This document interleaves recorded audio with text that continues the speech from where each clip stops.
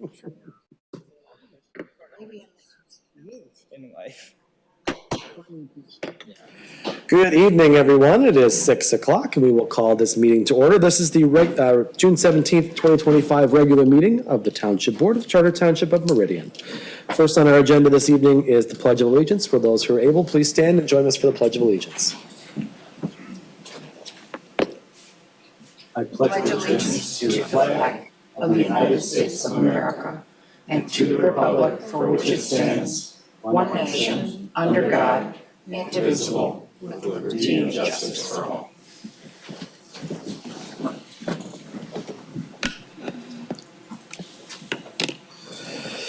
Next on our agenda this evening is roll call. Clerk Demas, will you please call the roll? I'm sorry, Deputy Clerk Gordon, will you please call the roll?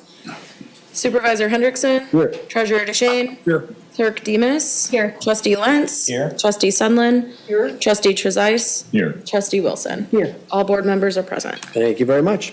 Next on our agenda is item 4, presentations. We have one presentation this evening, introduction of some new firefighters, Owen Vanderbos and Zoe Hendrick. And for this, we have Chief Hamill.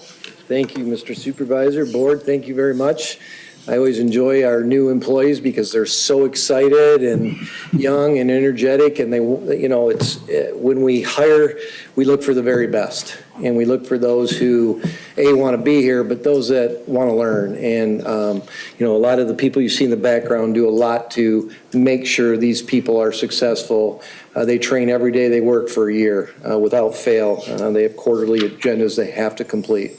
And so it's really fun for us all to mold someone to be ready to get through that first year and then hit the ground running. So today I have Owen Vanderbos, I'm sorry, and Zoe Hendrick. So Owen is from Lansing, graduated from Ascension Genesis, which is now actually owned by Henry Ford, and he went through his paramedic course there. He worked for Grand Ledge Fire Department when we hired him. He got rave reviews from his boss there, a good friend of mine. And prior to that, he worked for Delta Township for a little bit. He's a firefighter 1 and 2, hazmat technician, and like I said, a paramedic. And so we're really excited to have them. They've been training really hard now for a week and a half. They started a week ago Monday. They have a 2-week onboarding, and they both have worked their tails off. So also with me is Zoe. And Zoe is from Alma. She had her EMT certification in December of 24. She will be going to paramedic school in August. She's already enrolled. She'll be going to Henry Ford Genesis Hospital, and she'll be attending the 18-month program there. And she'll have plenty of help here to get through that. She worked for St. Louis Fire Department Mobile Medical Response. So again, firefighter 1 and 2, hazmat operations. So it's just a privilege to have new people that are excited and want to be here, and they've hit the ground running for the last 2 weeks. They have, what's tomorrow, Wednesday, 3 more days of onboarding, and then in, next week they both start their 24-hour shifts. So I'll start with Zoe and let her jump up. Good evening. I just wanted to say thank you guys for giving me the opportunity to be a firefighter here in Meridian Township, and I am very excited for my future here. Thank you. My name is Owen Vanderbos. I just wanted to thank you all for the opportunity to begin my new career as a firefighter paramedic here. Thank you. Congratulations. Welcome. Congrats. Glad to have you here. Thank you. Welcome to the team. Congratulations. Glad to have you. Welcome, Zoe. Welcome to the team. Thank you. Welcome. Congratulations. Welcome. Owen, glad you're here. Welcome. Thank you, Chief. Next on our agenda is item 5, citizens address agenda items and non-agenda items. There are several opportunities for public comment at tonight's meeting. Members of the public who wish to address any item on our agenda or any item not on our agenda have an opportunity to do so at the beginning of the meeting or at the end of the meeting. And tonight we also have a public hearing, which is item 10A. Those who wish to address the board must complete a green card, which are located on the table near the door, and present the card to the board or a member of the township staff during the public comment period. When it's your turn, the supervisor, that's me, will call you up to this podium to speak to the topics indicated. While it's not required, it is helpful for the sake of our meeting minutes if you provide your name and address for the record at the beginning of your remarks. Citizens are required to limit comments to 3 minutes. An automated system keeps track of the time, and an indicator light and audible beep will alert you when your time has expired. Members of the board value public comment and input. The meeting format and rules, however, restrict board members from engaging with commenters or answering questions directly. Questions and concerns may be addressed by board members at a later time or may be referred to a member of the township staff to follow up on. Please remember to address all comments to the board or the board's chair and not to individual board members or others in the audience. And for that, now this evening, we do have one green card. Beth Hubble, if you'd like to approach the podium, please.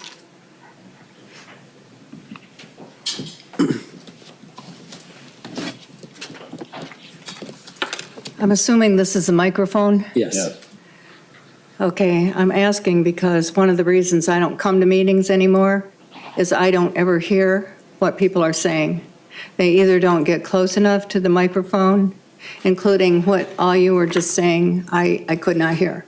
So I guess that wasn't my main concern, but I wanted to bring that up because that is an issue. I did go to the listening session, and I was pleased to be able to hear. And it was because people were using the microphones correctly, and they were passing them around so the people who were speaking, I could also hear. So I'm here in regards to that meeting because it was very enlightening, and I learned a lot. There was a lot of input from people in the audience. There was a good turnout. They came prepared. They came up with a lot of facts and things that were of concern about the upcoming election. And that was my concern as well. So my reason for speaking here was I had time to process, to go home and process what I heard.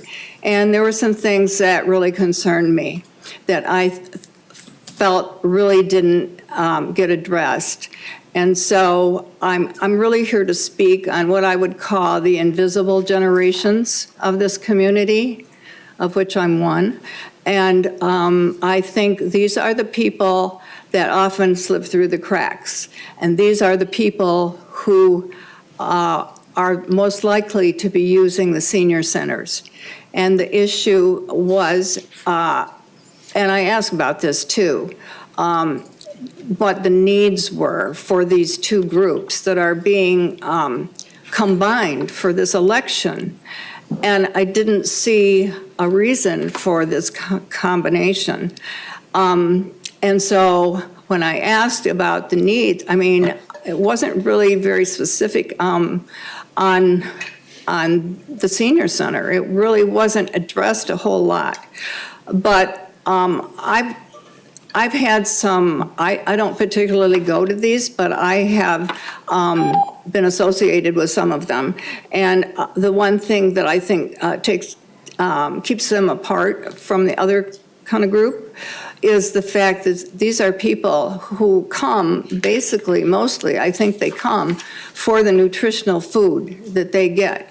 And this is a real important thing about senior centers. And I've looked at various ones in our community, and they really don't require a lot. They need a kitchen, they need, I hope this doesn't mean I'm being... Go ahead. Yeah. Anyway, they need a kitchen, they need some space for tables, chairs, whatever. I see a possibility with a lot of restaurants that are closing that might be a perfect fit for them. I didn't see that was looked at. I didn't, oops, I'm moving this thing. So I didn't see that, there were a lot of options looked at or possibilities for finding a space for them because they, no matter what, they're losing their space.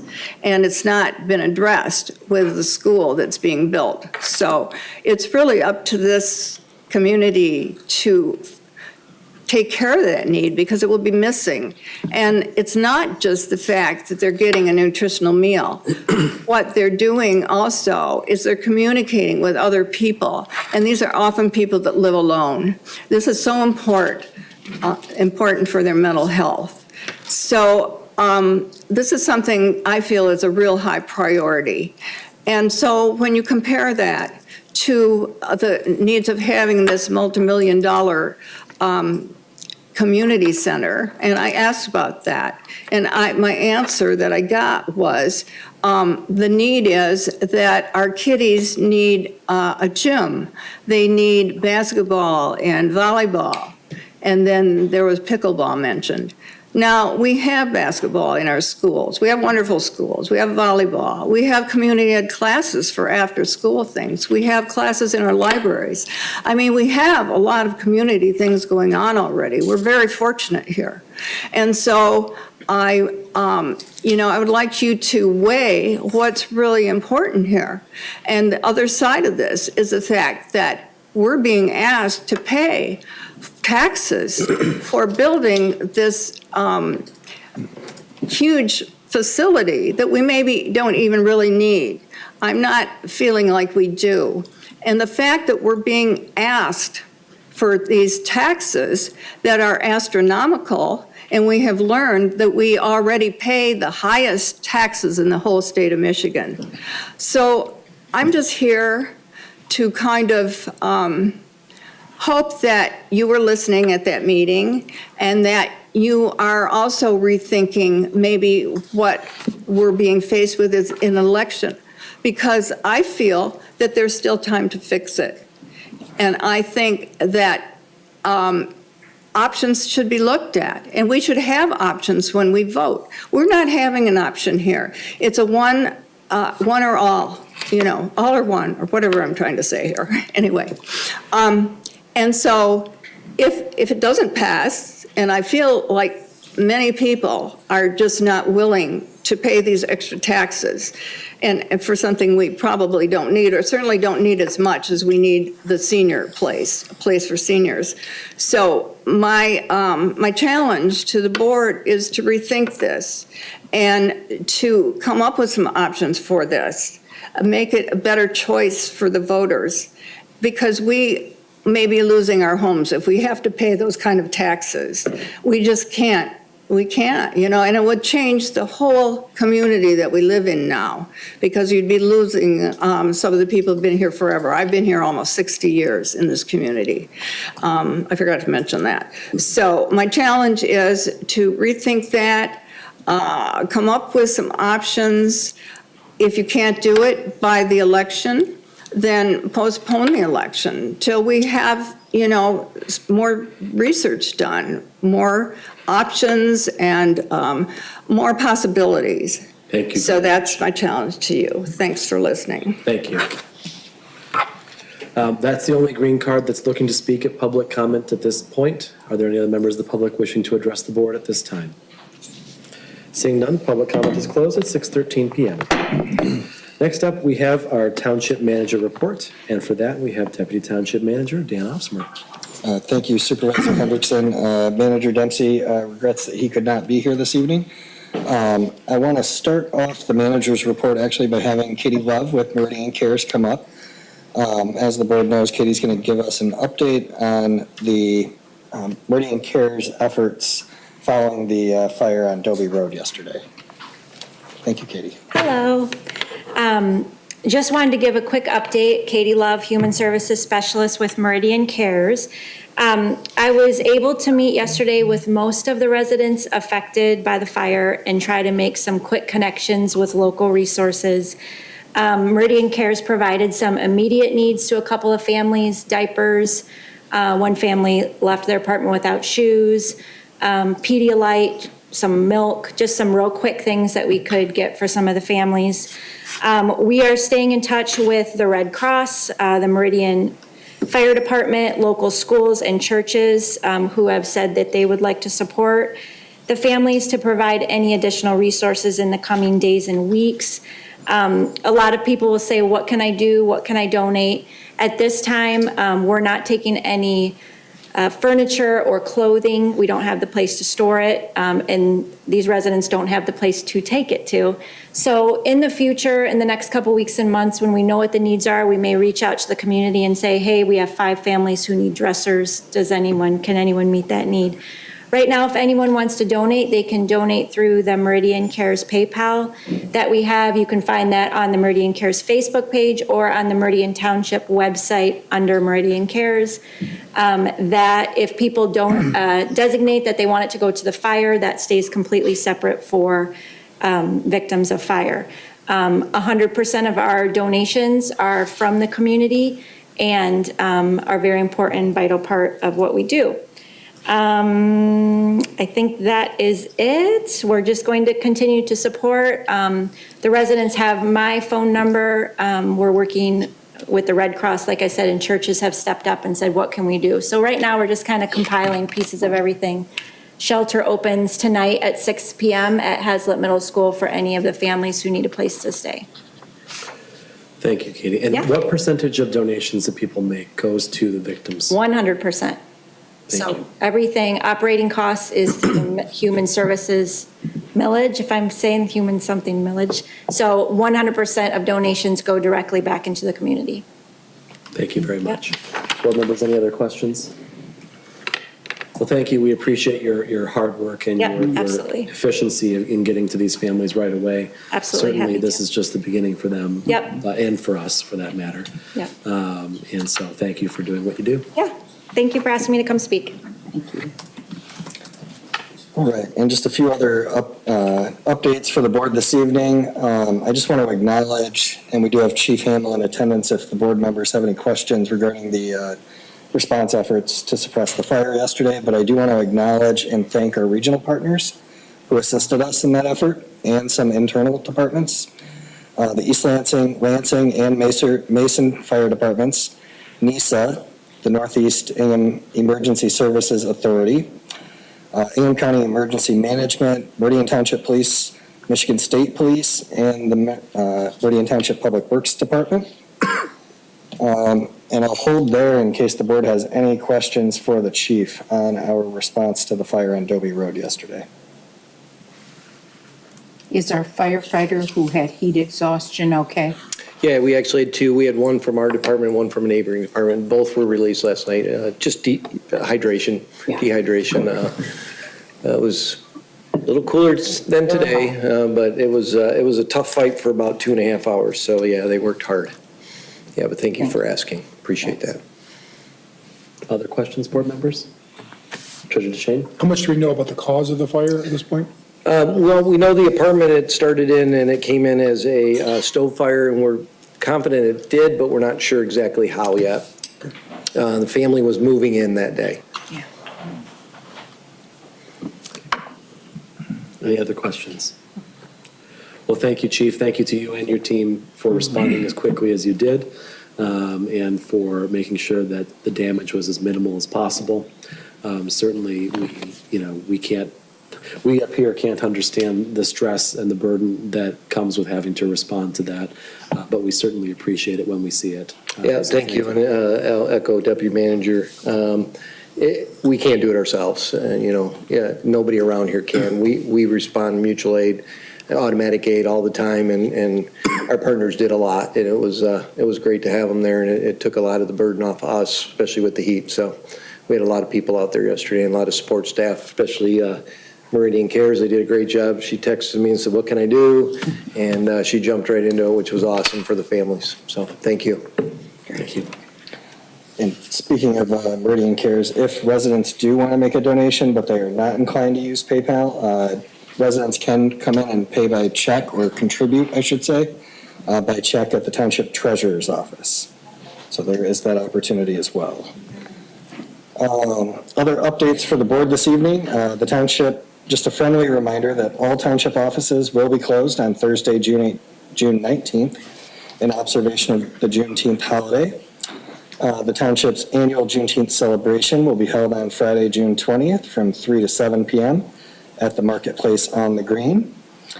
And continuing with festivities in June, we have the annual Celebrate Festival, which will be held this year from Thursday, June 26th through Saturday, June 28th. So Thursday, June 26th, we have the children's concert from 5 to 7 at the Marketplace. On Friday evening from 6 to 9 p.m., we have teen night at the Marketplace. And then on Saturday, The block party festivities will kick off at 8 a.m. with the farmers market and conclude around 10:45 with the drone show. The drone show will start at 10:15, and it is the first drone show being hosted by the township.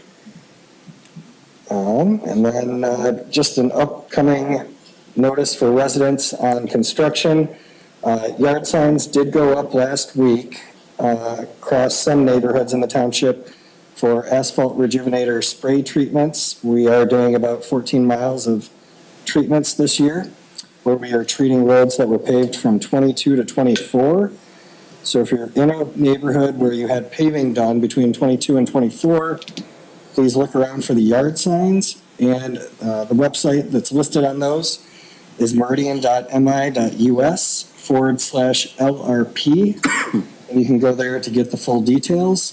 And we would just ask that residents move their vehicles off the roadways between June 24th and July 11th. And then lastly, I just wanted to let the public know that the township has updated the frequently asked question document pertaining to the two community and senior center millage proposals that will be on the August 5th, 2025 ballot. And I did make a couple of notes related to the public comment this evening. We did not add a question similar to the one that was brought this evening, or the two questions. So we will revisit the FAQ document later this week. And then we also were able to get the plans that are listed on the website updated. So there are some exterior elevation and interior renderings to kind of give the community an idea of what has been planned in terms of the facility itself. And that is all I have for this evening. Happy to answer any questions the board may have. Thank you. Board members, any questions? Seeing none, thank you very much for the report. Next on our agenda is item 7, board member reports of activities and announcements. Any board members with activities and announcements to report? Clerk Demas. Yes, so a few election updates. June 26th is when absentee ballots will be made available and mailed out to voters for the August 5th, 2025 special election. June 21st is when we will send out absent voter ballots to our UOCAVA voters who have filled out their federal postcard application for this year. Just some updates. I attended the Michigan Association of Municipal Clerks Summer Conference and received a lot of good training. That was a couple weeks ago, so that was why I was absent from the June 3rd meetings. Last week, I attended the Land Preservation Advisory Board meeting and provided updates about the listening sessions. And just an update, I will be holding my first democracy class as the clerk on Thursday, July 3rd at 6 p.m. here in the Town Hall room. This will be free and accessible to the public, and I'll go over election and voting information as well as hear directly from people in the community. Very good. Thank you very much. Other board members? Treasurer DeShane. Thank you. First of all, I want to say summer tax bills will be mailed and should arrive in homeowners' mailboxes on Tuesday, July 1st. The payment window for summer taxes is July 1st till September 14th.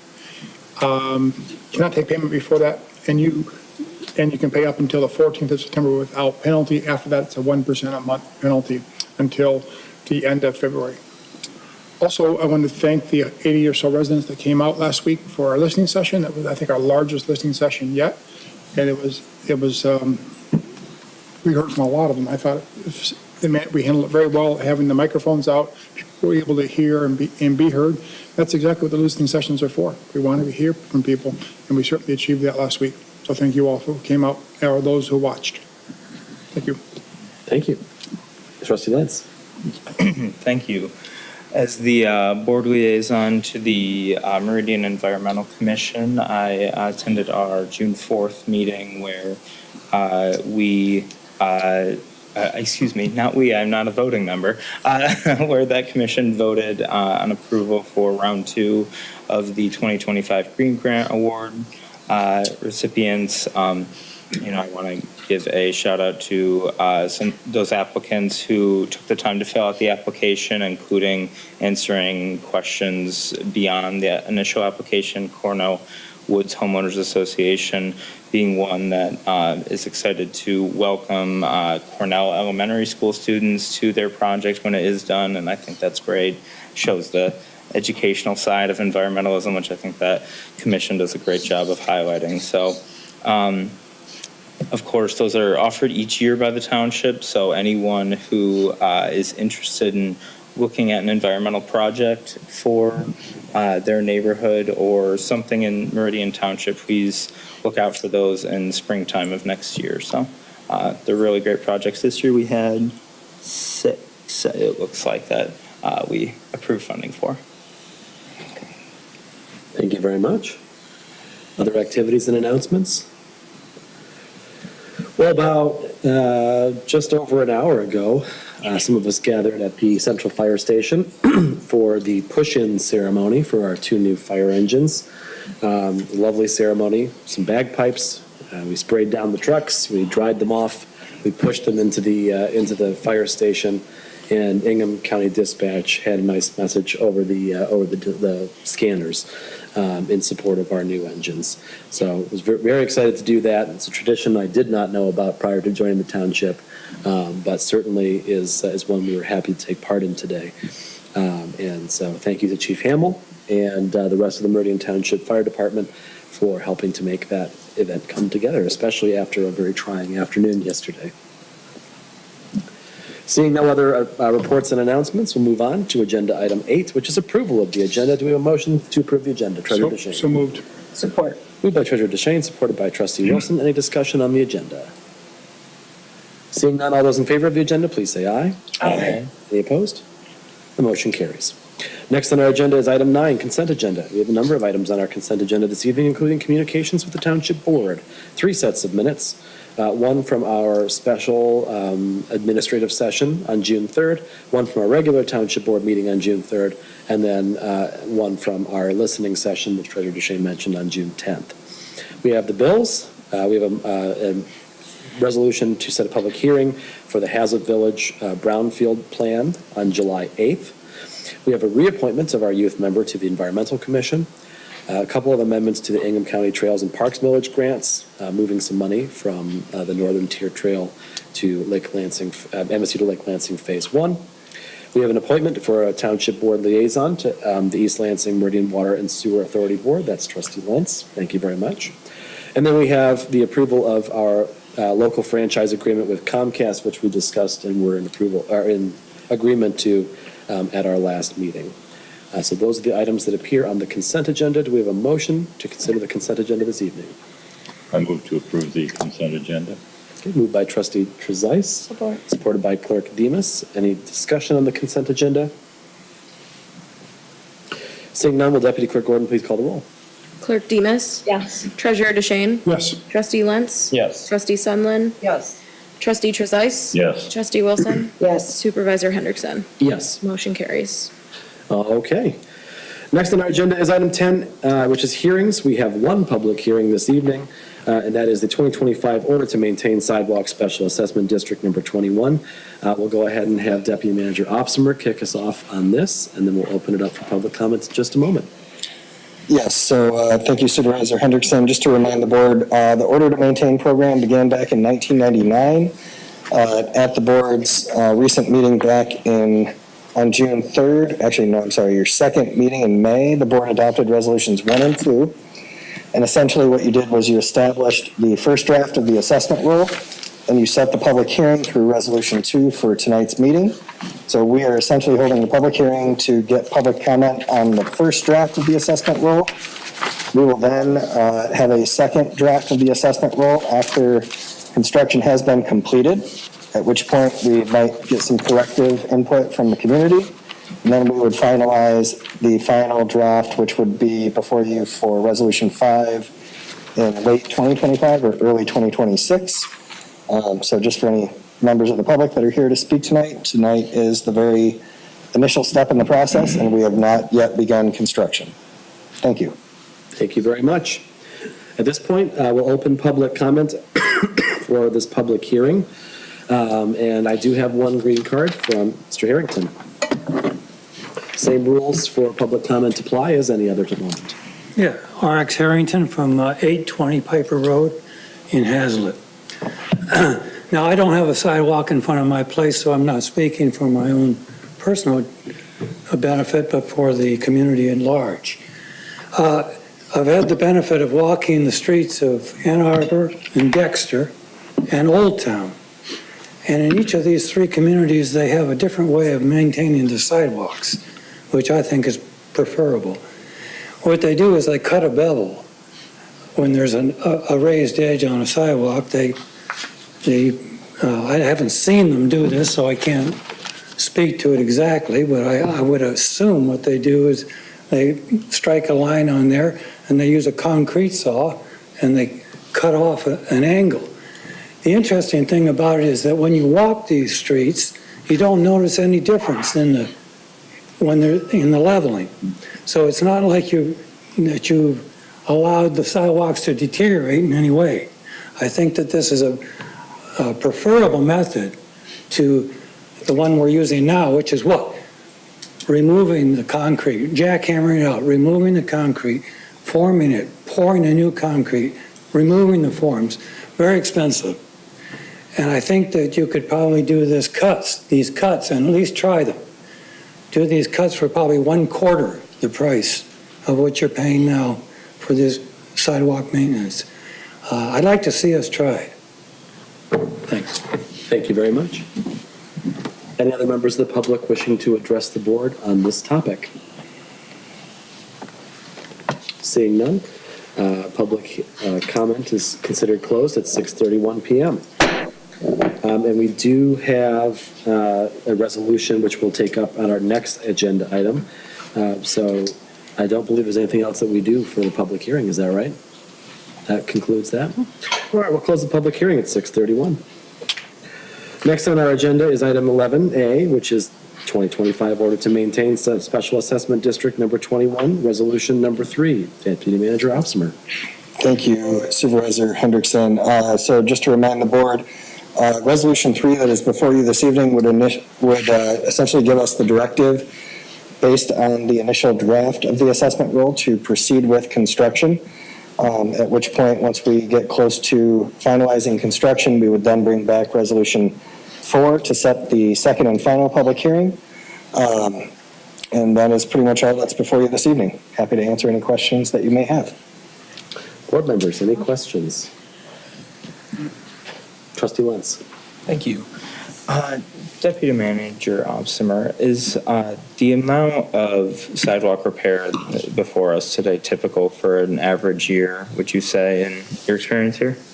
Yeah, it's actually below the quantities that we had in the 2022 order to maintain, which kind of occurred it's technically the 2022, but it occurred between 22 and 24.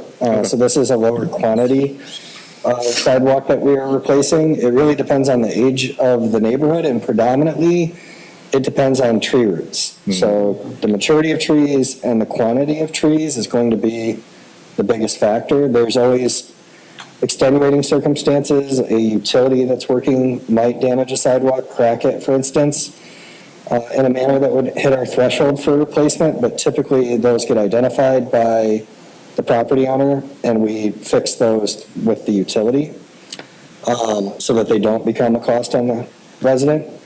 And so that was the one thing that I was thinking in response to the public comment that we had this evening. The one downside of grinding or cutting the trip hazard is that if a root is the cause of the heaving slab, it's going to continue to rise, and then we might have to come back and hit that resident for the same one. We cut the root out to try to eliminate that from happening again. There's never a guarantee, right? Because there could be a root that's growing just below the aggregate base that we don't see that could heave it, but we typically try to eliminate the root that's causing the heaving in the first place. So that's the reason why we do the replacement. But overall, this is probably slightly below average. But I think that's also indicative of we're in the northeast corner, and a lot of the neighborhoods are on the newer side of average in terms of housing stock. Thank you for the explanation. And I believe I know the answer to this, but just for complete clarity, if member of the public decides that they don't want to move forward with repairs, or they want to pursue it on their own, are they allowed to seek any second opinion on the rating of their sidewalk? What is determined to be like too far gone? I'm just trying to think about the it's like 82 residents, and I'm curious if they think like, well, it's fine, and then that could cause issues. Yep, so there's really only a handful of things that a resident could bring to a public hearing like tonight that would make us question it. One would be if the flag of concrete is right on the property line, we might have to go back out, verify where the iron is that marks and delineates the property line, and we may have to reconcile that. Another one would be occasionally we get the square footage measurement off. We had one of those in the 2022 roll during the second hearing. The resident sent us their calculations. We went back out in the field, double-checked things, and concurred with the resident. Really, our standards are pretty specific and we document them. So if the trip hazard exceeds, I always mix up pathway and sidewalk, but I want to say it's 2 inches for sidewalks. So if the trip hazard exceeds 2 inches, that's what compels it to be on the order to maintain. And then cracks of a 1/2 inch or greater.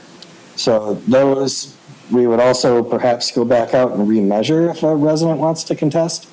Thus far, all we've heard from everyone who's contacted us is they would like the township to do it. I think if you look at the assessment roll, pretty much everybody's in the $260 range. You could certainly try to get, a smaller concrete contractor to do it. You might save $30 to $50, but you might spend 4 hours of your time to do so. So thus far, it seems like everybody is quite content with our identifications, and we do take pictures, though, to document, and then we'll kind of transmit those to residents if they are concerned about why we identified their sidewalk, and we work through it with them. I appreciate that back and forth with the residents. Sorry. Treasurer Shane. Dan, who does the original audit of the sidewalks? Is that done by staff or by the contractor? Right now, we have one of our inspectors doing it under the supervision of a project engineer. So, and we do it based on the plats, right? So we try to rotate through the plats once every 10 years. So there's no incentive of a contractor to maybe overestimate? Nope, and we mark it all up. The contractor is literally just going out there and replacing exactly what we tell them. Perfect. Yep, the contractor has no role in that. Thank you. So township internal employees, inspectors and engineers doing all the inspection, documentation, and determining the scope. Any other questions? We do have a motion. It's a lot for whoever wants to tackle it, but it's there. Trustee Trezise. Glass is clean. I move to approve and they're moved. Approve the 2025 order to maintain sidewalk special assessment district number 21, resolution number 3, which approves repair and maintenance of sidewalk in portions of the following areas: Bird Strawberry Farm Estates, Bird Strawberry Farm Estates 2, Bird Strawberry Farm Estates 3, Chippewa Woods, Country Green, Country Place number 2, Country Place number 3, Georgetown number 2, Trails at Lake Lansing number 3, Wood Valley number 3, Wilkshire number 1, Wilkshire number 2, Wood Valley number 2, Wood Valley number 3, Wood Valley number 4, Woodside Estates number 2, Woodside Estates number 4, Woodside Estates number 5, and Woodside Estates number 6, which are located in sections 2, 11, 12, and 14, and to defray the cost by special assessment.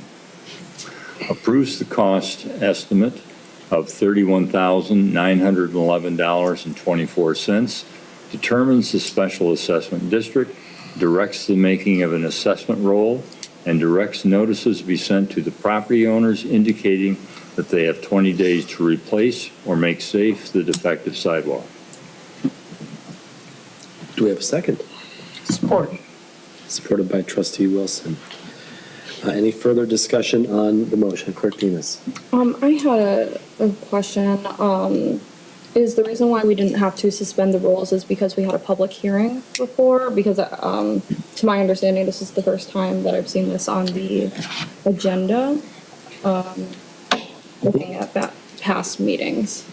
Yes, I could be wrong. I think the suspension is usually reserved for, we've done it for other things too. Okay.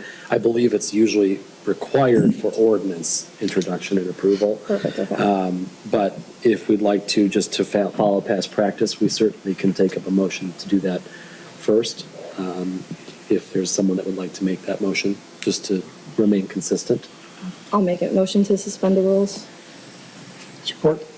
Then moved and supported to suspend our rules to take this item up immediately. All those in favor, please say aye. Aye. Any opposed? Motion carries. Now to the main motion. Any discussion on the motion for the order to maintain? Seeing none, we have a motion before us to approve Resolution 3, approving repair and maintenance of 24 different areas in the amount of $31,911.24. Deputy Clerk Gordon, will you please call the roll? Treasurer DeShane? Yes. Trustee Lentz? Yes. Trustee Sundlin? Yes. Trustee Trezise? Yes. Trustee Wilson? Yes. Supervisor Hendrickson? Yes. Clerk Demas? Yes. Motion carries. Thank you. And we'll get some clarity on when we do and when we are and are not required to do that, but Yes. that's a good reminder. Thank you. Next on our agenda is item 12A, the Village of Okemos Task Force from the DDA.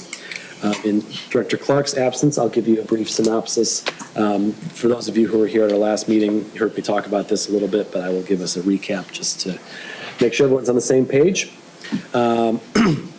One of the goals that we'll be talking about a couple of agenda items from now includes the economic redevelopment of the Village of Okemos, which is, of course, Hamilton and Okemos Road, the northwest and southwest parcels as of right now. And the Downtown Development Authority, who works exclusively in this area as an appointed development authority,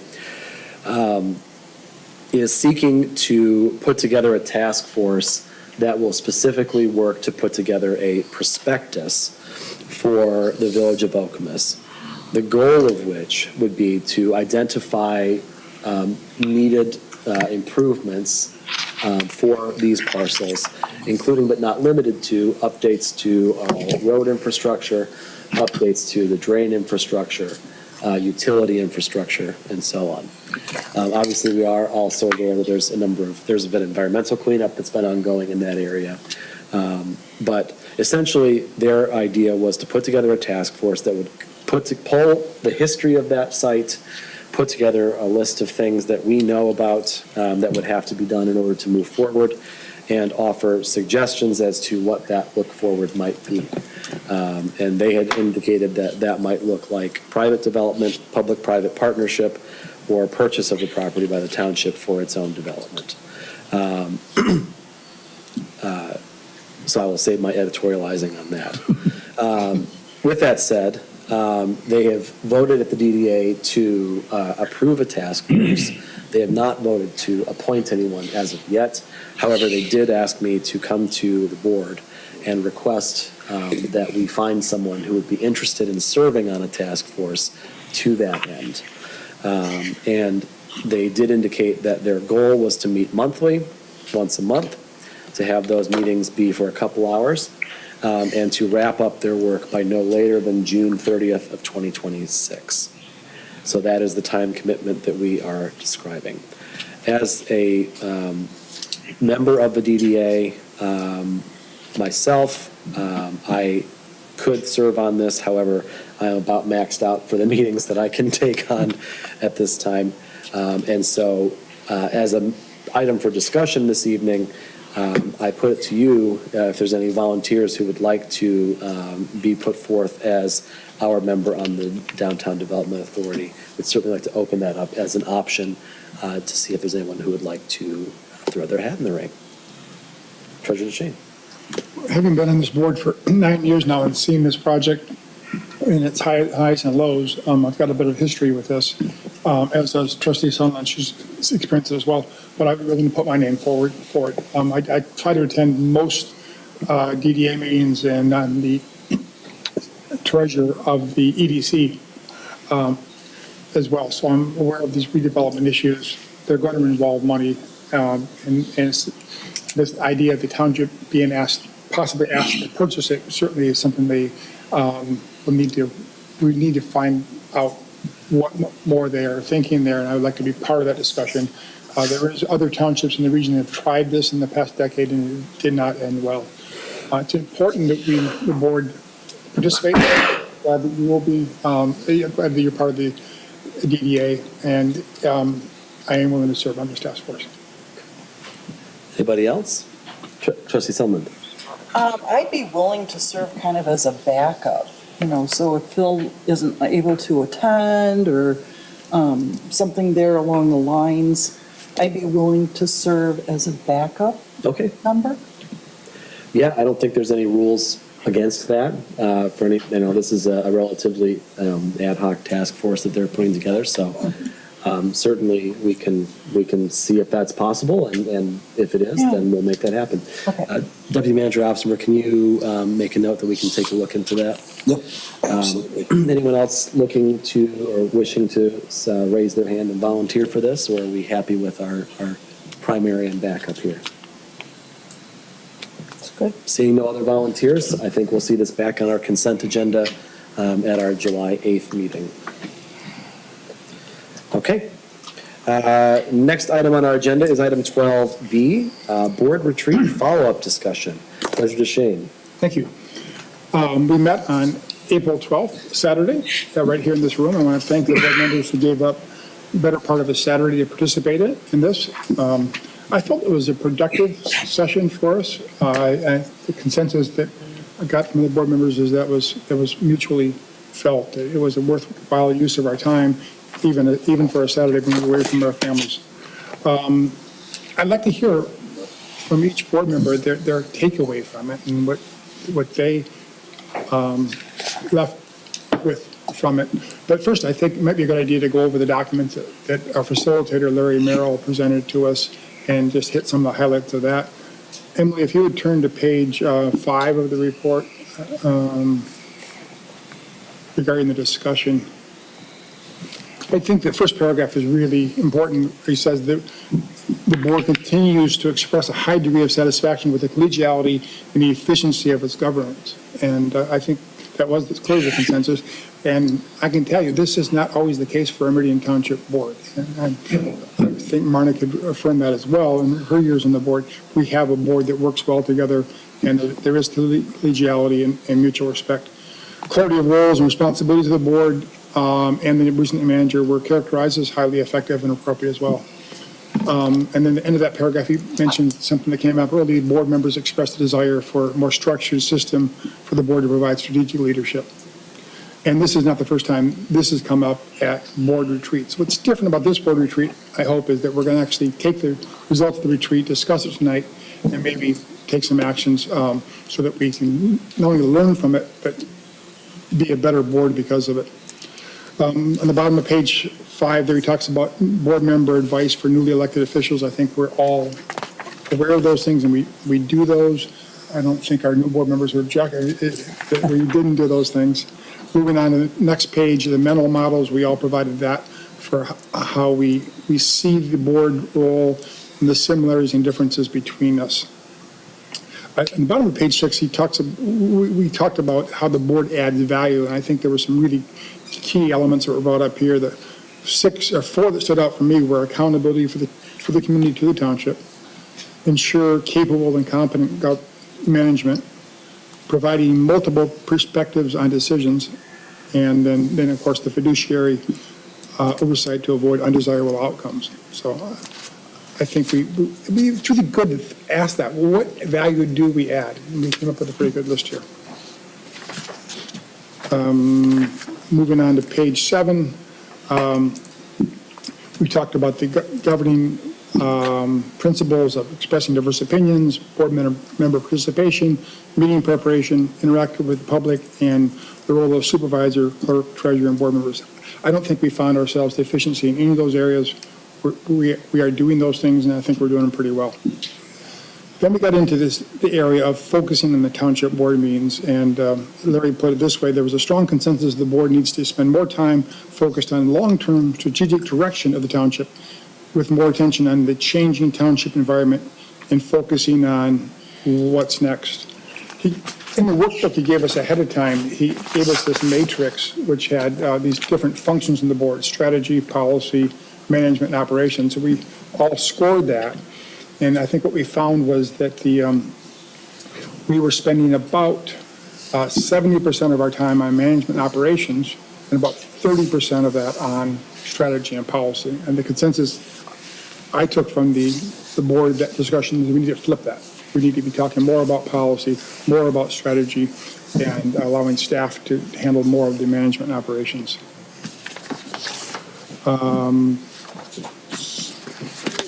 Moving on to page 9. Over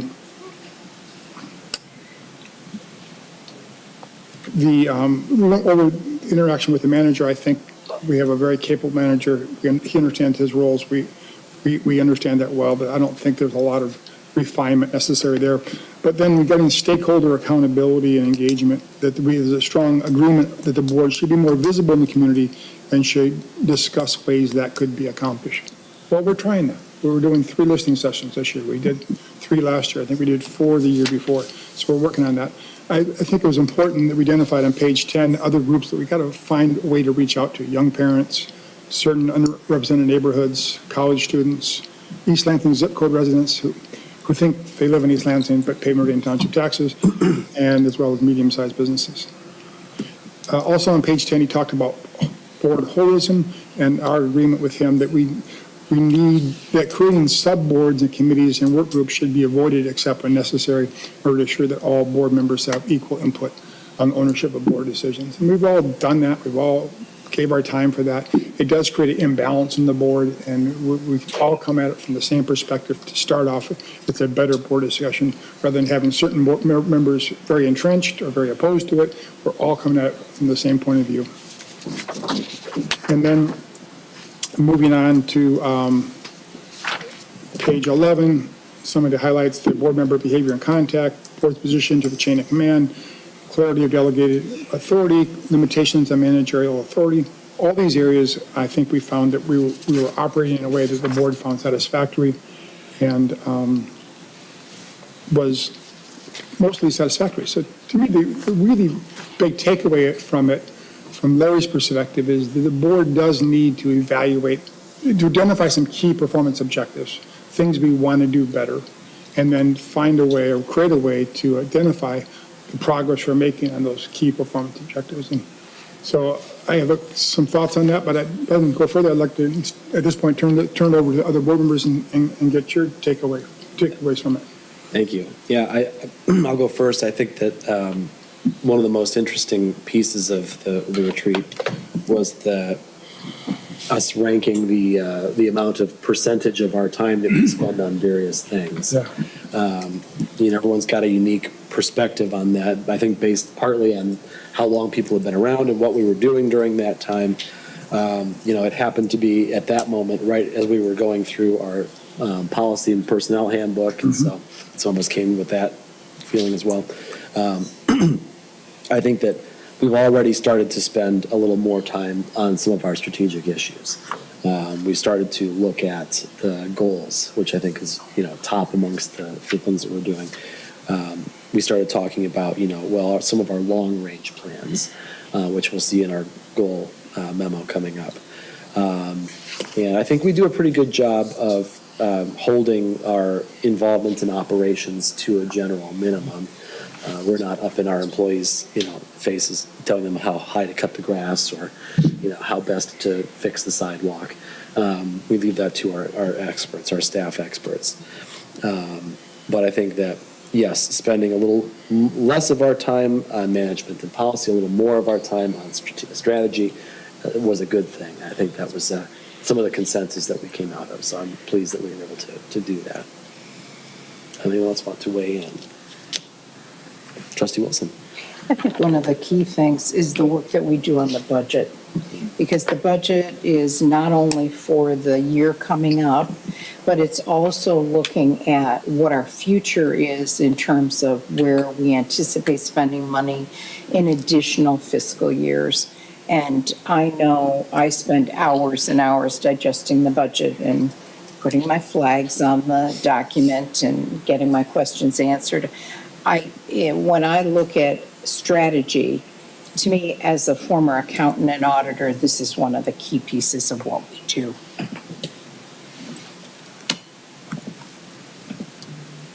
Trustee Lentz. I wanted to say how much I appreciated the discussion around different groups that we can stand to have better engagement with, especially those East Lansing zip codes.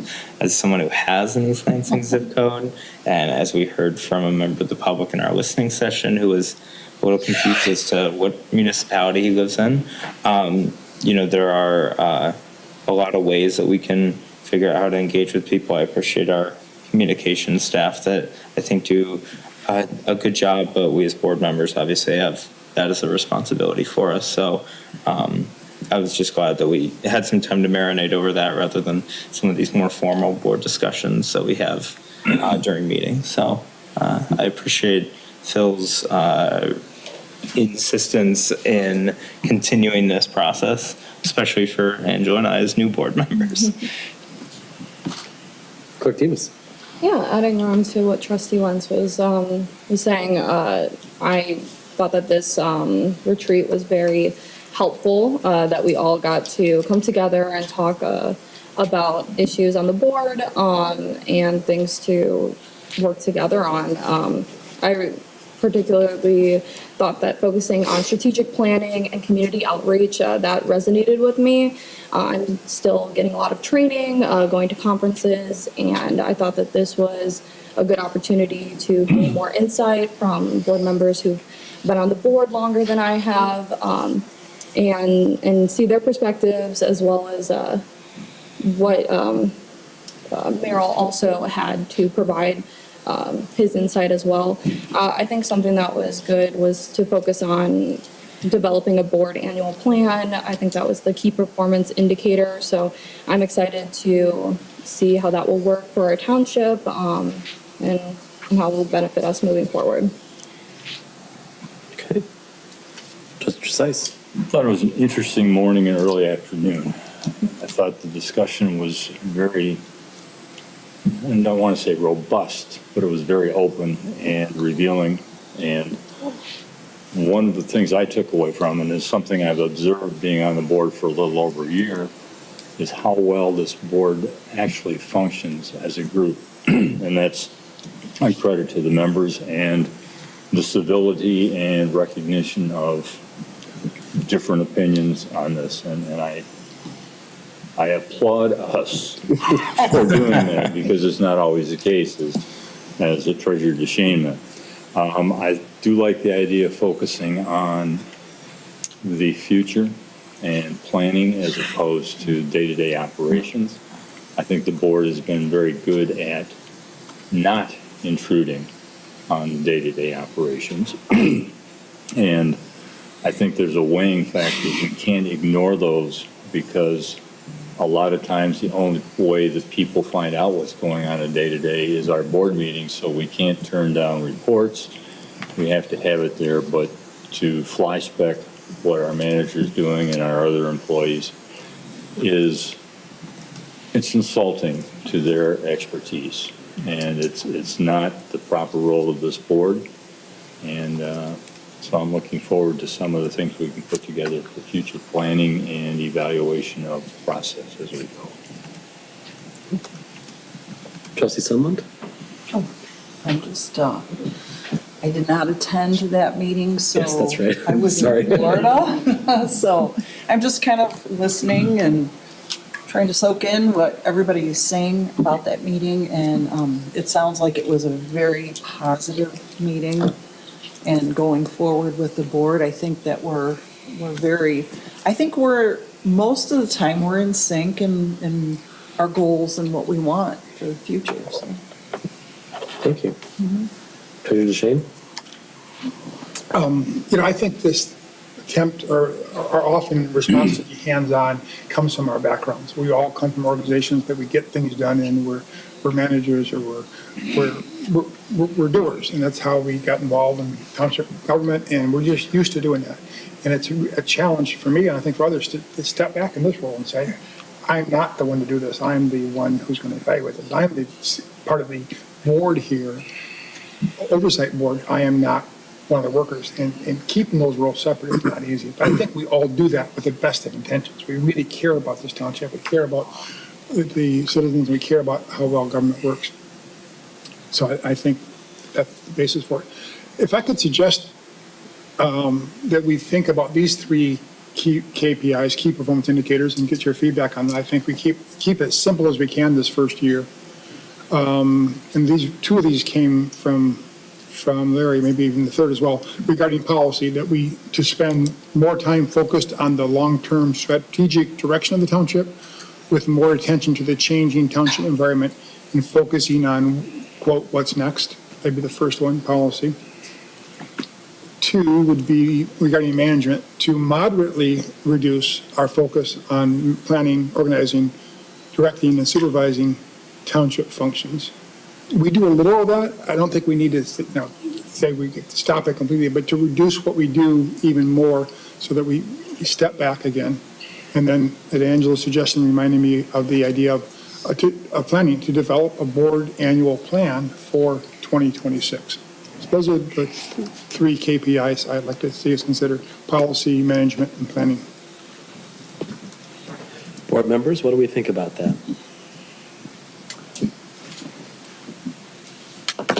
Trustee Wilson. Treasurer DeShane, when you say annual plan, what would be incorporated into that annual plan? Well, I think it would be things, real simple things like scheduling our board retreats, scheduling our listening sessions, talking about when we're going to do and how we're going to do study sessions like we did, or you all did, I missed it 2 weeks ago, where we really set out a plan for how we're going to go about our business in the year ahead. What meetings are we going to have? We set our schedule at the same time. We talk about any special meetings we're going to have. All the things that we are going to do as a board to be effective and staying in touch with our residents. So we're not doing that now? Well, I'm not saying we're not doing that now. I'm saying we set it out in a plan so that we know what we're going to do from the start. For those things that are predictable? Yes. Yeah, okay. Yeah, adding to what Treasurer DeShane brought up, I think that would be helpful, being new to this board. I'm trying to understand how we operate here, and we have upcoming conferences that we attend. We have our listening sessions, and while we do discuss it as a board for things that can be planned ahead, I think it would be great to have an annual plan to incorporate all of that. We can even include future board goals or at least some discussion about that once they're established each year. So I would look forward to creating that with everyone. Trustee Zeiss? I think one of the things, and I'm not sure where it falls in the three issues you had, is periodically we ought to look at the board goals during the year and just touch base. Are those still our goals, and are we progressing toward it? And I don't know if that's operations planning or whatever, but I think that's a factor in all of those, which could be valuable to this board and the community. I completely agree, and I think it's one of the things that Larry pointed out as well, that we need to be looking at our KPIs all through the year, not do it in November, December, and forget about it until the next year. We do a quarterly, one thing every quarter, which is we look at budget amendments, okay?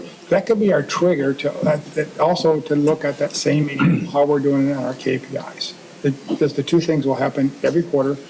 We know budget amendments are coming. This is a way to look at that. It can be a relatively short discussion. It could be a long discussion, but I agree with you entirely, Trustee. We should, if we're going to set out KPIs, we need to check in on ourselves and possibly modify them if we needed to throughout the year. But ideally, they're going to be such, we shouldn't need to modify them because they really aren't policy. They're more procedural, how we're going to operate as a board. And that really shouldn't change much throughout the year. Trustee Trezise? I agree that as we're reviewing the budget and making amendments, it's a perfect time to look at making sure to an extent that we're paying what we want, where we want it. So I think that's a good time to revisit this. Trustee Lentz? I was going to say I concur. Largely, my thought process is based on our next agenda item, the township goals, and I'm glad we spent the time that we did talking about goals versus values, because, you know, again, if we're looking at something on an annual basis, like what is being a welcoming community mean? How can we evaluate that every quarter? Do we, you know, are we waiting at the township entrance with that hands outstretched? But some of these more specific goals, I think it'd be great to evaluate on a regular basis. My suggestion would be, I think this is a good idea, to put together an annual plan. If we're moving our goal setting into the spring, this opens up an opportunity in the fall to come together and do our annual planning. That gives us, you know, it's close enough to the end of the year that we'll have an idea of what our commitments are.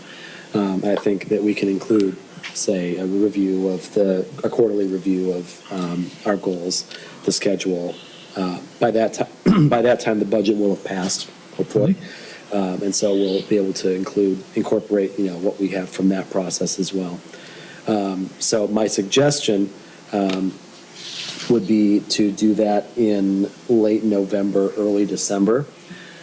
Reason being, you know, 3 of the 4 years it won't matter, but in the case that a new board is elected in an election year, I think it would be wise to let the new board do that as a part of that process. And so if we set our calendar and say, second meeting in November, you know, we discuss, first meeting in December, we approve the board's annual plan for the successive year.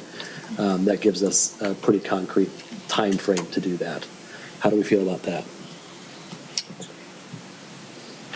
I understand there's a proposal in the legislature to put back the swearing in of board members until the first of the year, so those dates are fine under the current law, Sure. but they may change. Well, the legislature is going to do what they're going to do. I know they are. We've got time enough to adapt to it, I think, Well, if the we other have piece to. of putting it that close to the election, do the new board members have a chance to get up to speed as to where it's going? And I don't have an answer to that. I don't want to delay it forever. On the other hand, what I'm looking at for the goals, whenever they're set, is how those roll into the budget process, which is the following April, May, June. So if we had to delay it, or if it was delayed and start in January and be approved in February, I think it's time, there's time there to incorporate in the upcoming budget. But that's just, I'm not wedded to any date. Sure. It's just looking at the various possibilities. Yeah. Clerk Demas. I think I would agree with what Trustee Trezise proposed about pushing it towards January for discussion. I know that last year, I believe it was in November, we started talking about board goals, and while that was helpful, I made sure to prepare, like as I was running for office. I think being on the board, you're still adjusting, so having some time to understand the board, I think January would be a good time. Okay. Any issues with January? All right. Dan, if you wouldn't mind passing that along to Manager Dempsey so that we can make sure that finds its way onto the spreadsheet. Okay. Anything else you wanted to touch on, Treasurer Boucher? Covered it. Thank you all again for being there and participating. It was a productive day, and I think this is an equally productive discussion. I feel great. We're finally doing something with our retreat, making this retreat day pay off with some better policies for the board. Good. Thank you. Next on our agenda is item 12C, Township Board Values and 2026 Board Goals. What we have here is what our staff have compiled from our discussion on June 3rd during our administrative session. So thank you to them for encapsulating all the things we talked about into a more concise and better wordsmithed version of ourselves. So at this point, we just to talk about it, and if there's any changes or thoughts that we have, we can send those back with our staff, and then this will be up for approval at our July 8th meeting, should we decide to do so. So they're nice and concise, one page. Board members, what questions, comments do you have on our values and goals? Trustee Wilson. I see that we added in a board value of embracing the wellness of our employees, and I believe that was your suggestion. Mm-hmm. And I'm happy to see that in there because they are major stakeholders in our decision-making. Okay. Trustee Trezise. I just like the fact that we've got some values that underpin the goals. And you can see a relationship back and forth between them. And I think I like the presentation, and I like the summary of the township board goals that the staff has come up with. I think it pretty much followed our discussion and yet was a little bit beyond it in some places. They massaged it a bit to make it better than we may have done off the cuff at our meeting. I like them as well. I like separating the goals from the values. And I concur with Trustee Wilson about employee wellness, and thank you for adding that. Our employees are the face of the township. They are the township. People's experience with the township is based on an employee interaction, not so much a board interaction. My own suggestion is that how these things get printed kind of matters. And I know we're not ranking the goals, but I would like us to see, to put Village of Okemos and Meridian Malls at the top of the list, and maybe move environmental sustainability somewhere down. I mean, it's a value, but Village of Okemos, people need to see that's a goal of ours, and we're actively working on it. And we're not saying it's one and only, but that's listed first, because it's the one we're going to get asked about first when we go to community meetings. That's my thought. Clerk Davis? I had a question. So since I wasn't in attendance for that special meeting, I wanted to know about the discussion around affordable housing options. I did see in the minutes there was some discussion, just generally talking about limitations in the township for the board to assist with affordable housing options, but we still have like programs like TIF that can help. So I just wanted to know more about that. Yeah. So I believe the discussion, what we got to in the discussion was the efficacy of putting it as, we all agree that it's important. But is it the right moment to put this as one of our top goals this year? Or because what is it that the board is going to planning to do this year in support of that? Passing the new ordinance amendment that you described was some concrete action that we can take on that. And we've done that. And I think the overriding feeling was, let's give that a moment to happen, see what progress we make over the next year. And then if we're not seeing any progress, come back and they put it back as a goal for the following year for something that we have to address further. And so I think the idea was give us an opportunity to let the current policy work and see how well that success is, how it comes. Okay, that makes sense, and I appreciate hearing that. So would we consider this more as like an overall focus that could be included in like a 5-year plan or one of our values for the board to support? Looks like Trustee Lenz may have something to say. Yeah, so my inclusion of, I believe it's in the minutes, as Trustee Lenz requested a value be added about being a welcoming community was in regards to that. Okay. So that was along the lines of, there's only so much that the township can literally do to encourage housing in any way, affordable or not so affordable housing. So that language, I think, kind of encapsulates what we are looking for here. One of my comments that I was planning on adding was I would like to see that welcoming community maybe beefed up a little bit about regarding like new residents. I'm not sure if how exactly that might be accomplished. I'm happy to maybe workshop a sentence when I'm not speaking into a microphone, but That was kind of what I was trying to address with that addition, because while I agree, I want to see more affordable housing. I think we all know the reality of what exactly can be done about that on a township level. So I hope that explanation kind of gets at what I made sure to address your comment during the meeting. Perfect, thank you. Yeah. Trustee Wilson. I think that when we're looking at our values, we want to keep them very broad so that it allows for the implementation of those things that we find of value for our community that makes our community better. So I like this language that is quite broad, and then we could encompass those things like affordable housing underneath it. Respond. Thank you.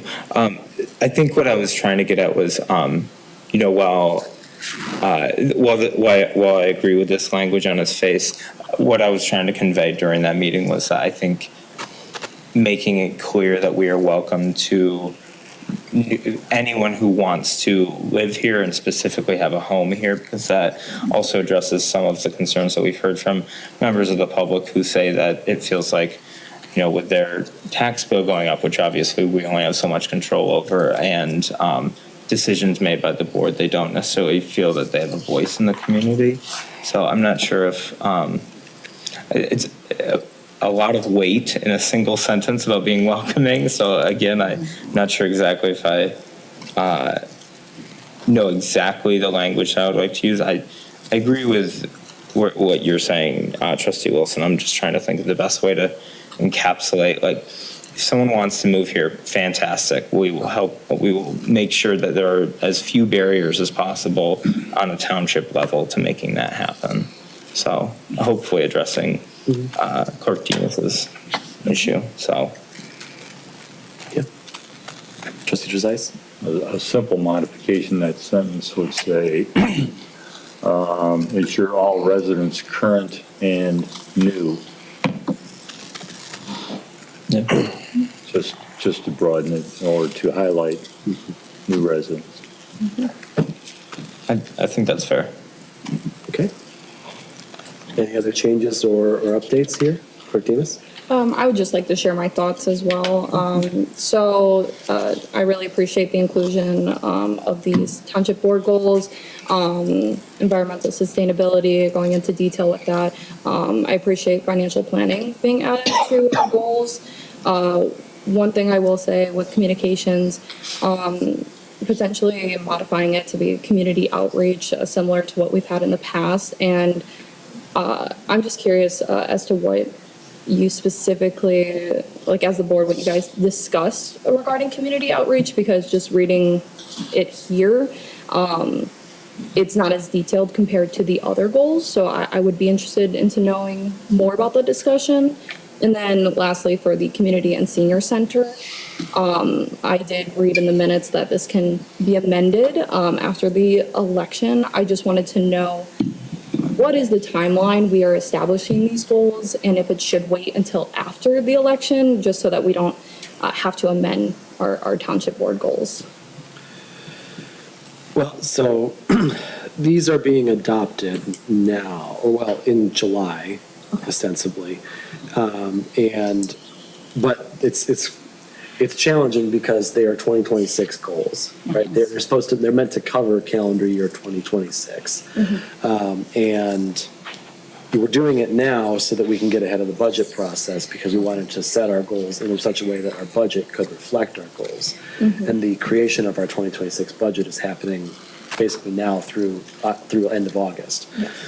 And so, yeah, you're correct, right? There's some timing issues with not knowing sort of what the results will be of the election.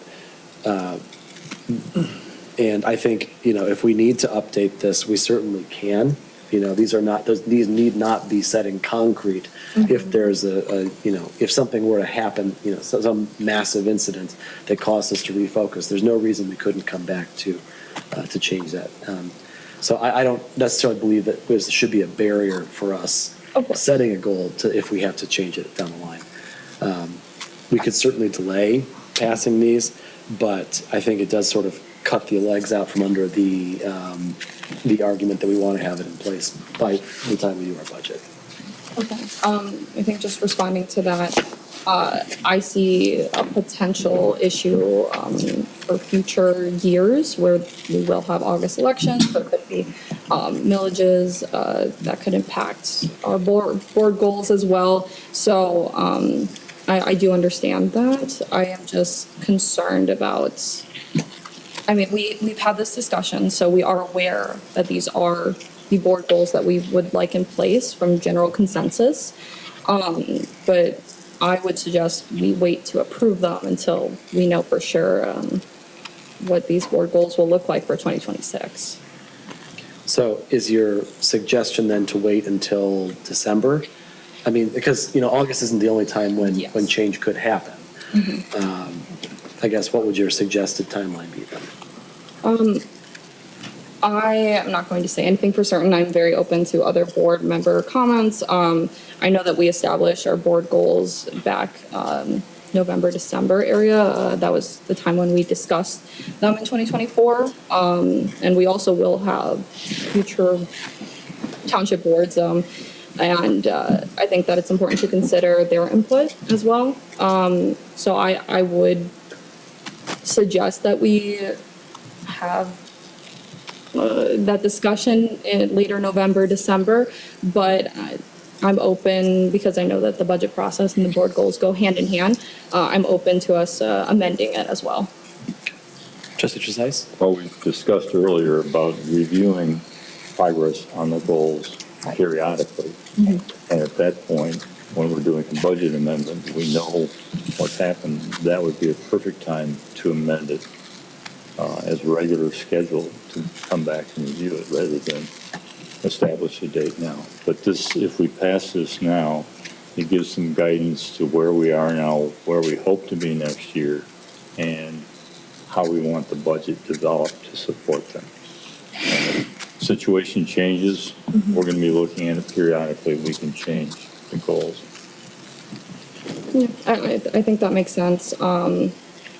I've already expressed my standpoint on it, but yeah, if that makes sense for the budget, then I would be open to approving of it in July. Treasurer Shane, did you have a comment? Well, I think you crafted this in a way that gives us that option because it says the construction of a combined community and senior center, meaning the millages get passed, or if they don't get passed, proceed with an alternative plan. Right. So we're not going to let that $5 million go back to the state. We're going to do something regardless. At least I don't think we should let that $5 million go back to the state. So we're going to do something here. And I think that you crafted it in a way that allows for that. Something that occurs to me looking these over, that the beauty of doing this now is we get to think ahead, but also gives the township manager time to get staff working 6 months in advance for the start of the year. These are the board's goals. Let's get the legwork done. Let's get the information together. Let's find out what options they have so that when we start to discuss it at the first of the year, or even before the first of the year in some cases, staff has had months to prepare and we don't catch them flat-footed and spend months more waiting for them to get back to us. So they know 6 months before the year starts, this is what's expected of them. This is what the board wants to see done for the township. Any other thoughts? Yes, Clerk Demas. I just had a follow-up. Something that I would like to bring up is, what does this say to our residents that we are deciding on the 2026 Township Board goals now in the middle of 2025 compared to closer towards 2026? I just want to make sure when we do establish these goals that our community knows that they can be amended and changed as life changes, and so can our goals, depending on the social situations, financial situations, and more. Yeah. I mean, I think I would, if any resident came and asked me, why set the board goals 6-8 months in advance, I'd say, first of all, it's a good thing to plan ahead. And secondly, if something changes, we'll adapt, right? As Trustee Trezise points out, we have that option, that ability to do so.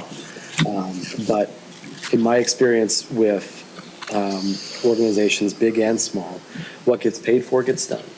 And so if you're not getting your values and goals put into place during the budget process, you can't possibly hope to have it happen.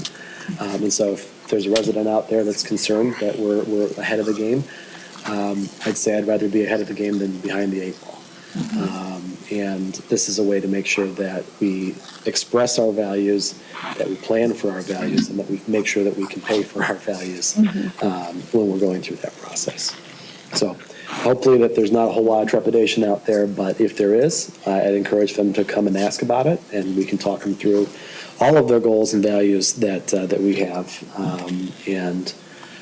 for 2026, and hopefully that will reduce any concern that they might have. Yeah, and I agree with that. I think when we do see this as an action item, including something about how we're preparing with the budget for 2026, just that inclusion could be helpful so we can reference it when responding to residents. And just briefly, was there anything else about communications that I should know about the conversation that you guys had? I think my recollection is we wanted it broad and not limited. If we list something, then we may be missing something. But I'd also add that this is the first time, to my knowledge, that we've tried to do this 6 months before the year. I think the board will get better next year and the year past and doing their predictions and setting their goals. So I think it's a good start, and we'll see how it works out. We can always get better.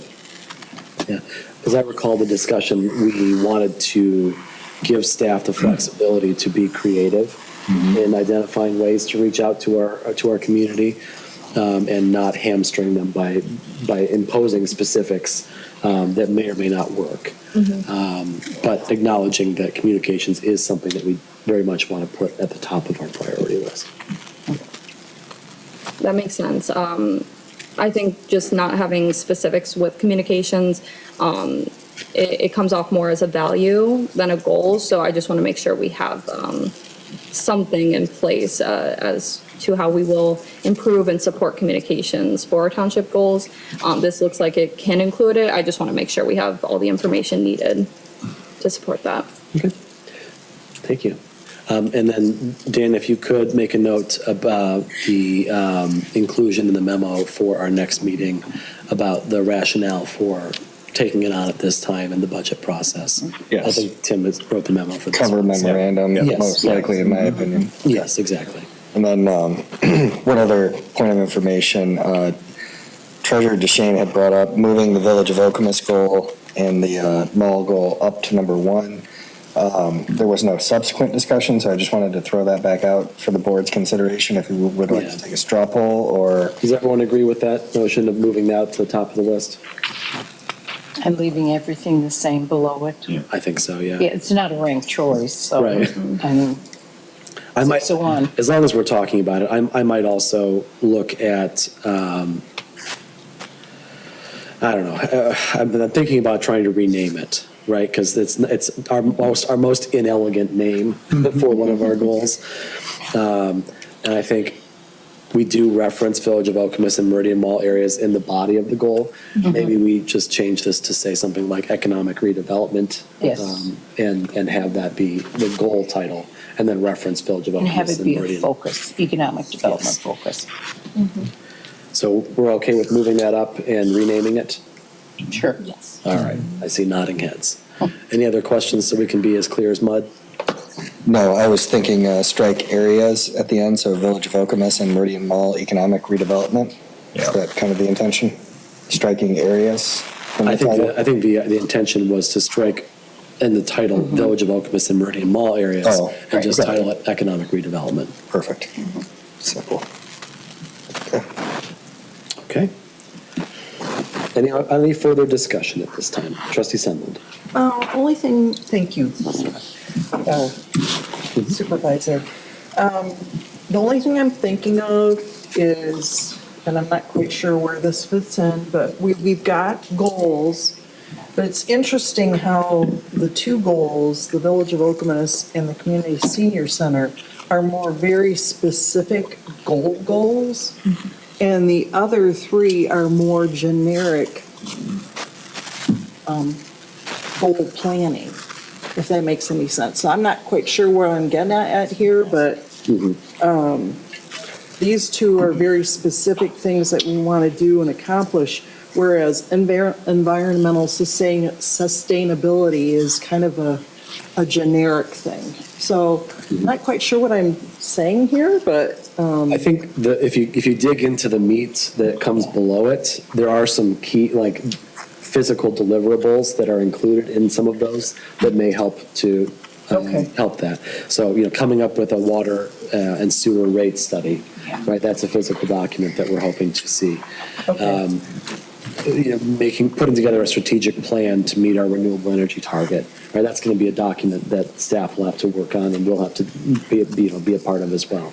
And then, gosh, I lost my monitor here, The sorry. financial planning one. Oh, the financial planning will be a document as well, five-year forecast. So hopefully, the goal is to be as specific as possible. Right. So that we can measure the resultant of that. So hopefully that'll help. Honestly, the vaguest of them is probably the Village of Okemos goal, because we're at least in control of what happens in that area. We can do, the task force can meet and hopefully come up with a deliverable, but really that's the best we can do at this moment, is sort of plan for what development might come in.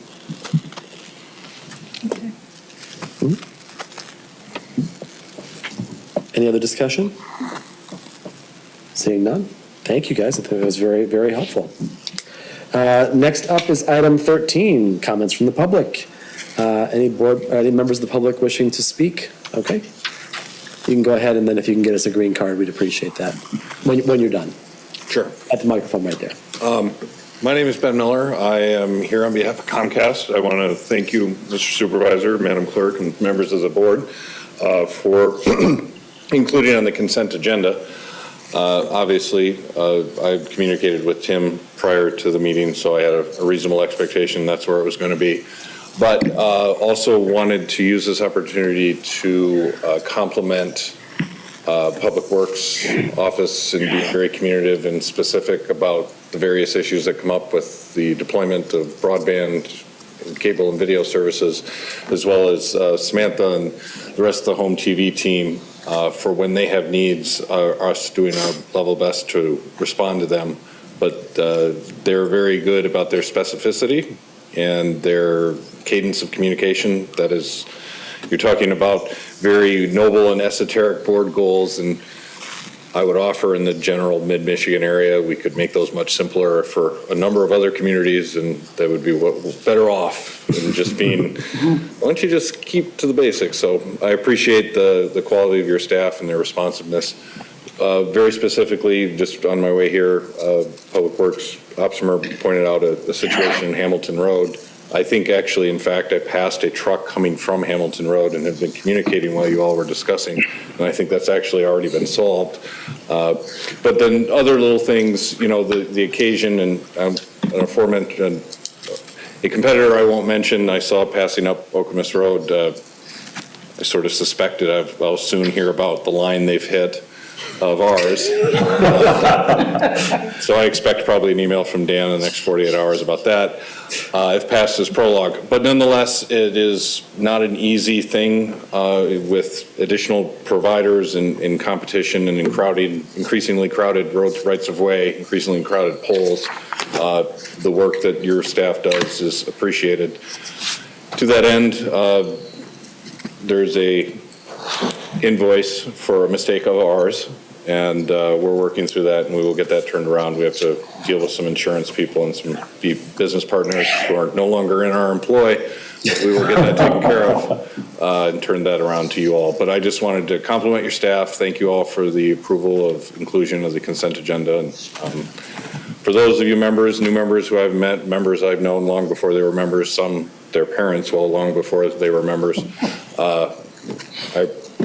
Dan has my contact info, Samantha has my contact info, so if you and your constituents have questions, feel free to offer them, and I will do my best to answer. Thank you. Thank you very much. Mr. Harris, yes. I've already got your card, you don't need to. Thank you. Speaking on the goals, I've been in the township for 40 years, and one of my great disappointments in living here is that we have almost no culture or arts initiatives. I see, other than food trucks, there's just really very little going on here, and never will be, because we just don't have the initiative on this, in this township to do that kind of thing. Now, the East Lansing Arts Council is formalizing their 5-year plan tomorrow. And what I would like to suggest is that the Meridian Township pay East Lansing Arts Council $10,000 and be included in their work. They've got people who are working, they've got experts, they can reach out into our community and provide some arts and some culture for this community. So you could add that to your goals, if you would. Thank you. Thank you. Other members of the public wishing to speak at this time? Seeing none, we'll consider public comment closed at 7:35 PM.